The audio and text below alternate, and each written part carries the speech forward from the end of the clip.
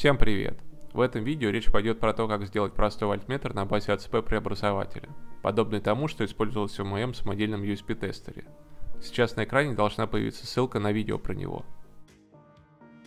Аналогоцифровой преобразователь — это устройство, которое в соответствии с уровнем напряжения на входе возвращает цифровое значение на выходе. То есть, по сути дела, это и есть вольтметр. В Arduino Uno есть 6 пинов, которые содержат АЦП-преобразователь. Это контакты с номерами от А0 до А5. Чтобы их задействовать, достаточно в блоке Setup установить для них режим Input. После этого в программном цикле Loop можно будет получить значение с этого входа при помощи вызова функции analogRead.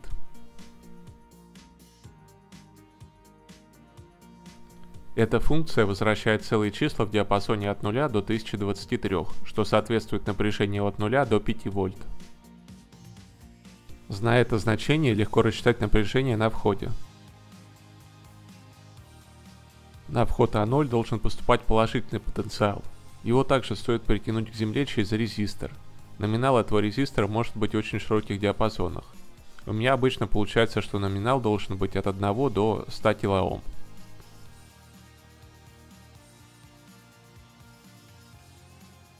В противном случае на входе АЦП будут скапливаться радиопомехи, и значение на выходе не будет нулевым даже при нулевом потенциале.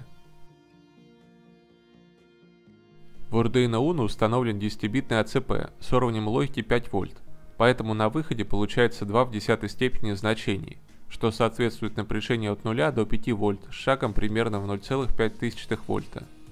В других микроконтроллерах может быть другой уровень логики АЦП и другая разрядность. Вот таблица с некоторыми популярными микроконтроллерами. Также есть отдельные Arduino модули, которые реализуют АЦП. Они могут пригодиться, если стандартные АЦП вас чем-то не устраивает или их недостаточно много. В Arduino можно менять значение опорного напряжения АЦП. Для этого существует функция analogReference.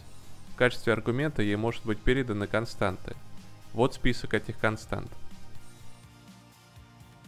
Эта функция меняет уровень опорного напряжения сразу на всех АЦП входах. Отдельное внимание заслуживает константа External. Дело в том, что на некоторых платах Arduino есть специальный контакт, который нужен для подачи на него опорного напряжения. Таким образом, можно изменить значение опорного напряжения на такое, какое вам будет удобно. Но я бы не стал использовать этот контакт для повышения напряжения. Он больше подходит для понижения напряжения.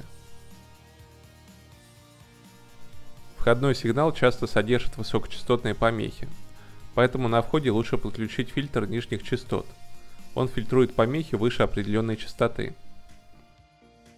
Частота среза рассчитывается следующим образом. Например, если емкость конденсатора будет 10 микрофарад, сопротивление резистора 1 кОм, то частота среза будет примерно 16 Гц. Уменьшить шум также можно программно. Например, вместо того, чтобы делать одно измерение, можно сделать несколько десятков измерений подряд, а затем рассчитать среднее значение. Число измерений и паузу между ними лучше подбирать экспериментально. Если нужно измерить напряжение выше 5 вольт, то в схему нужно добавить делитель напряжения на двух резисторах. Номиналы этих резисторов проще всего рассчитать из формулы равенства токов. В документации по микроконтроллеру от Mega 328 написано, что работа аналоговых входов оптимизирована для работы с входными сигналами с сопротивлением 10 кОм или меньше. Если сопротивление будет больше 10 кОм, то время, необходимое для зарядки внутренних конденсаторов и измерения уровня напряжения, будет больше. То есть речь идет о токах, равных половине миллиампера и выше. На деле можно поэкспериментировать с токами гораздо меньше, порядка 1 микроампера, но на них радиоволны должны сказываться в большей степени. В качестве примера рассмотрю, как рассчитать делитель для напряжения от 0 до 12 вольт. Для начала можно определиться, какой ток мы хотим получить на выходе делителя. Чтобы числа были красивыми и в соответствии с советом из документации по микроконтроллеру от Mega 328, выберу значение тока равным 5 мА. Мы знаем, что напряжение на резисторе R2 должно быть 5 вольт, а ток через него должен быть 5 мА. Значит, номинал резистора R2 должен быть 1 кОм. На резисторах R2 и R3 напряжение должно быть 12 вольт, а ток через них должен быть такой же, то есть 5 мА. Номинал резистора R2 уже рассчитан и равен 1 кОм, значит R3 должен быть 1400 Ом. Но резистора с номиналом 1400 Ом у меня нет, значит нужно брать чуть больше из тех, что есть, это 1,5 кОма. Проверим, на какое максимальное напряжение будет рассчитан делитель, если взять резистор на 1,5 кОма.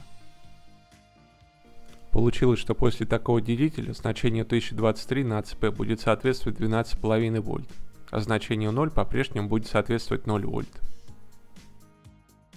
Это хороший результат. Если есть небольшой запас по напряжению, то так даже лучше. Если в схеме есть и делитель напряжения, и RC-фильтр, то резистор R1 можно исключить, так как его можно заменить резистором R3, или не исключать. Но тогда в формуле для расчета среза нижней частоты нужно брать сумму сопротивления R1 и R3.